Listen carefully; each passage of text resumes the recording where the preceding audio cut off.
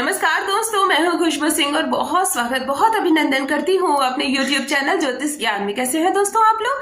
मेरे comment box में जय माता दी, हर हर महादेव जरूर लिखें। दोस्तों, अप्सरा साधना की सीरीज चल रही है और आज लेकर आई हूं आपके लिए सुजाता अप्सरा साधना। एक अद्भुत अप्सरा साधना, बहुत सरल साधना और बहुत जल्दी सिद्ध हो जाने वाली साधना। कौन कर सकते हैं इसे? सब कोई कर सकते हैं। हर साधक कर सकता है, नया साधक कर सकता है और जो कई साधनाएं कर चुका है वो भी कर सकता है। साधक और साधिका दोनों कर सकती है। इसका मतलब स्त्री और पुरुष दोनों ही साधना को करें। किसी भी मिथ्य बातों में ना ध्यान दें। स्त्रियां ना करें, पुरुष ना करें। पुरुष और स्त्री जब करें तो आपस में संबंध बनाकर करें। न जाने कितने अनगिनत मिथ्य बातें फैली हुई है। बिल्कुल ही नहीं, किसी पार्टनर की जरूरत नहीं है इस साधना को करने के लिए। आप अकेले स्वच्छ मन से, बिल्कुल जैसे अन्य अप्सरा साधना होती है, सुजाता अप्सरा साधना वैसे ही होती है, लेकिन सरल है ये देवी, सौम्य है ये देवी। इत्र योनि की है। इत्र योनि किसे कहते हैं? जो ईश्वर होते हैं, भगवान होते हैं, वो प्रथम श्रेणी में आते हैं और उसके बाद सब छोटे श्रेणी में आते हैं, नीच श्रेणी में आते हैं, जिसमें किन्नरी, यक्षिणी सभी आते हैं। अप्सराएं भी उसी में आती हैं। इसीलिए सुजाता अप्सरा को इत्र योनि की अप्सरा कहा जाता है। बहुत सरल होती हैं, इसीलिए बहुत सरलता से सिद्ध भी हो जाती हैं। आइए बात करते हैं किस दिन करें, कैसे करें, किस विधि से करें इस साधना को और कैसे सिद्ध करें सुजाता देवी को। सुजाता अप्सरा जो है इसे आप 3-4 रूप में साध सकते हैं। माँ रूप में अगर साधते हैं और सिद्ध हो जाती है सुजाता अप्सरा, तो आपको प्रतिदिन एक ऐसा भोजन देंगी जिसे खाकर आप कभी भी बीमार नहीं होंगे। जिंदगी में कोई बीमारी आपके शरीर को नहीं छू सकेगी। एक स्वच्छ और एक स्वस्थ भोजन देंगी जो बहुत ही स्वादिष्ट होगी। लेकिन शर्त यह है कि भोजन का एक दाना भी आपको छोड़ना नहीं है। आप जितना चाहे भोजन उनसे मंगवा सकते हैं, अपने लिए, अपनों के लिए, परिवार के लिए, लेकिन कोई भी एक दाना भोजन छोड़े नहीं। अगर वो जूठा छोड़ देता है या उसे कहीं फेंक दिया जाता है उस भोजन को, तब ये रुष्ट हो जाती हैं और फिर आपको कुछ मिलेगा भी नहीं और इनकी क्रोध का भी शिकार होना होगा। तो समझ कर इन्हें माँ रूप में साधें। अगर आप इन्हें बहन के रूप में साधते हैं तो ये आपको वशीकरण की शक्ति देती है, कई साधनाएं सिखाती है, बहुत कुछ देती हैं। लेकिन अगर आप उस वशीकरण को सीख कर कोई स्त्री वशीकरण करते हैं और उस स्त्री को कष्ट पहुंचाने लगते हैं, उसे अपना गुलाम बनाने लगते हैं, तब ये अप्सरा नाराज हो जाएगी और आपको बड़ी बहन की तरह दंड देने लगती है। इसीलिए सोच समझकर उन्हें अपनी बड़ी बहन बनाए, क्योंकि फिर बड़ी बहन जो घर में हमारे साथ करती है वही ये आपके साथ करने लगेंगी, जो बड़ा भुगतान करना होगा आपको।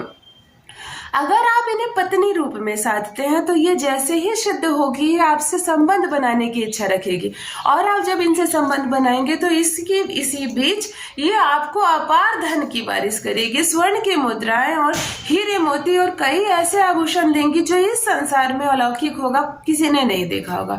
और अगर आप इसे मित्र बनाते हैं, सहपाठी बनाते हैं, तो ये आपको अनगिनत ज्योतिष के रहस्यों से अवगत करवाएंगी। कुछ ऐसी बातें भी बताएंगी जो इस संसार का कोई इंसान नहीं जानता। अद्भुत शक्तियां देंगे जिससे कि आप कमियों में भी, दुख में भी, आपके मन पर उस दुख का कोई असर नहीं होगा। किसी भी तकलीफ में आपकी आंखों में आंसू नहीं आएंगे, आपका दिल नहीं दुखेगा। मतलब आपको इन सबों से ये ऊपर कर देंगी। ये भी अद्भुत बात है। इंसान अगर इन चीजों से ऊपर हो जाए तो ये किसी अप्सरा साधना से कम नहीं है। तो सुजाता देवी जो होती है बहुत अद्भुत इस साधना है।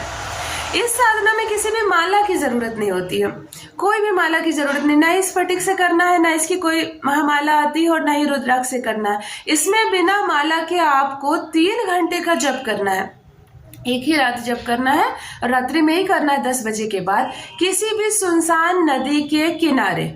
ये अजीब बात है, रात्रि के समय नदी के किनारे, लेकिन अप्सरा साधना करनी है तो इतना रिस्क आपको उठाना होगा। और नदी किनारे सुनसान में या रात में बैठने से जान नहीं चली जाती है और कोई भूत प्रेत नहीं पकड़ लेता है। तो इन मिथ्य बातों में ना रहे कि नदी के किनारे बैठे थे, कोई भूत आ गया, हमारा गला दबा दिया, या अप्सरा साधना कर रहे थे और प्राण निकल गए। बिल्कुल कुछ नहीं होता है। आप सुरक्षित जगह में बैठे जहाँ चोर उचक्के ना आए। इंसानों से खतरा होता है, भूतों से खतरा नहीं होता है। चलिए बात करते हैं आपको करना क्या है। आपको मावा की मिठाई लेकर जानी है।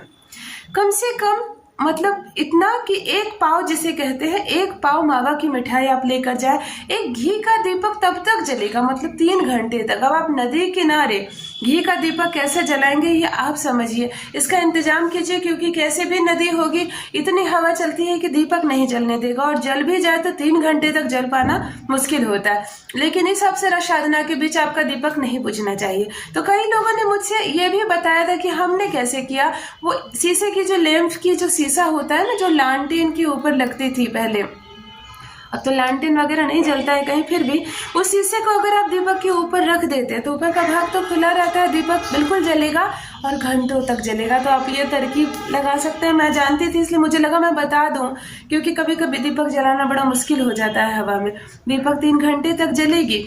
सुजाता अप्सरा का जो मंत्र है मैं आपको साफ साफ बता दूं, मैं मंत्रों को हमेशा लिख कर रखती हूँ ताकि जरा सी भी गलती मुझसे ना हो और उसका खामियाजा आपको न भुगतना पड़े। मंत्र है ओम ह्रीं श्रीं सुजाता आगच्छ स्वाहा। एक बात बताती हूँ, इस अप्सरा साधना के साथ एक शर्त ये है कि इस अप्सरा साधना के करने के दौरान इस 3 घंटे के अंदर आपको कई अनुभूतियां होंगी। डर लगेगा, कभी कड़ी हवा आपको छूकर जाएगी तो कभी ऐसा लगेगा हमारे घुटने से घुटना सटाकर कोई बैठा है।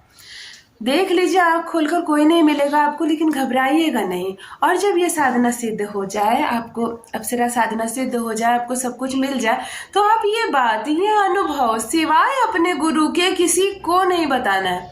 अपनी पत्नी को नहीं बताना, अपनी माँ को नहीं बताना, अपने बच्चों को नहीं बताना, अपने किसी ऐसे फ्रेंड को भी नहीं बताना जो कितना भी आपका पक्का फ्रेंड क्यों ना हो। आपको इस अनुभव को किसी को शेयर करना ही नहीं है, वरना इतनी मेहनत के बाद जो आपने अचीव किया है वो खत्म हो जाएगा।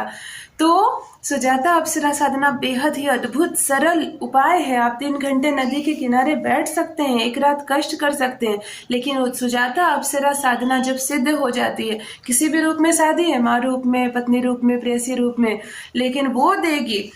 और मैं एक बात बता दूं, अगर आपकी मित्र बन जाती है तो आपको वाक्पटुता यानी बोलने की क्षमता में निपुण कर देगी। संसार भर में आपसे कोई भी तर्क वितर्क में नहीं सकेगा। आपकी वाक्पटुता इतनी क्लीन, इतनी शार्प हो जाएंगी, इतना अच्छा आप बोलेंगी कि जैसे कहते हैं ना कि कोई कह रहा था और लाखों इंसान चुपचाप सुन रहे थे, उस जगह पर आप पहुंच जाएंगे। ऐसी होती है सुजाता अप्सरा। बहुत गुण है इनमें, तो जरूर कीजिए इस सिद्धि को, इस साधना को। क्या परेशानियां हुई आपको, क्या अनुभव हुआ, मुझे मेरे कमेंट बॉक्स में जरूर लिखिए।